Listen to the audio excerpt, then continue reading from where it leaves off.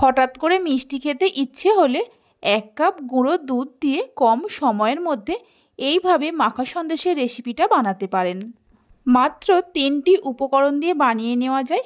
আশা করি রেসিপিটা আপনাদের খুবই ভালো লাগবে। নমস্কার বন্ধুরা, রূপাস কিচেনে সবাইকে স্বাগতম। তাহলে চলুন মাখা সন্দেশের রেসিপিটা দেখে নেওয়া যাক। শুরু থেকে শেষ পর্যন্ত দেখার জন্য আপনাদের কাছে অনুরোধ রইল। প্রথমে গ্যাসের ওপর একটা কড়া বসিয়ে কড়ার মধ্যে দিয়ে দেব 2 কাপ জল। জল হালকা গরম হলে জলের মধ্যে দিয়ে দেব 1 কাপ গুঁড়ো দুধ। যে কাপ মেপে আমি জল নিয়েছি ওই কাপেরই 1 কাপ গুঁড়ো দুধ দিয়ে দেব।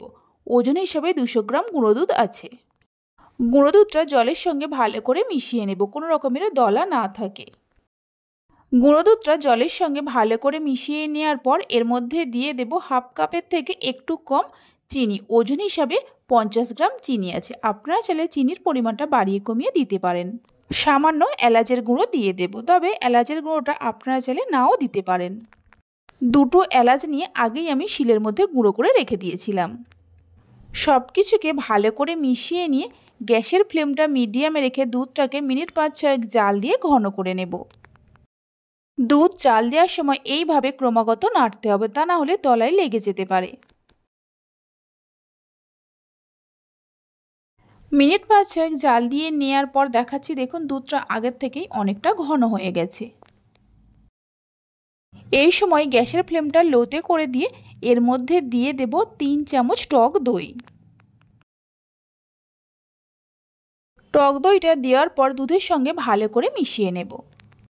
টক দইটা দেওয়ার কারণে দুধের মধ্যে একটা দানা দানা ভাব চলে আসবে। এতে মাখা সন্দেশটা দেখতেও ভালো লাগবে আর খেতেও ভালো লাগবে। দেখুন ঠিক দুধের মধ্যে এরকম একটা দানা দানা ভাব চলে আসবে।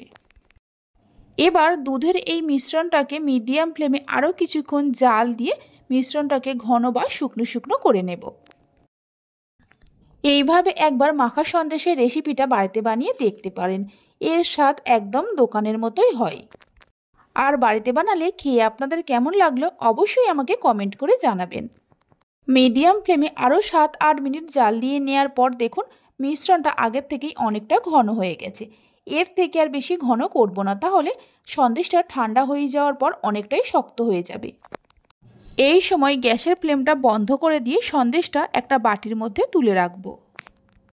সন্দেশটা বাটির মধ্যে তুলে নেওয়ার পর এইভাবে একটু চেপে চেপে দেব। সন্দেশের ওপরে 2-3টে পেস্তা বাদামকে ছোট ছোট করে কুচিয়ে নিয়ে দিয়ে দেব। এটা সম্পূর্ণভাবে অপশনাল, আপনারা চাইলে দিতেও পারেন আবার নাও পারেন। এইভাবে সন্দেশটাকে 1 ঘন্টা রেখে ঠান্ডা করে নেব। আপনারা চাইলে নর্মাল ফ্রিজে রেখেও ঠান্ডা করে নিতে পারেন।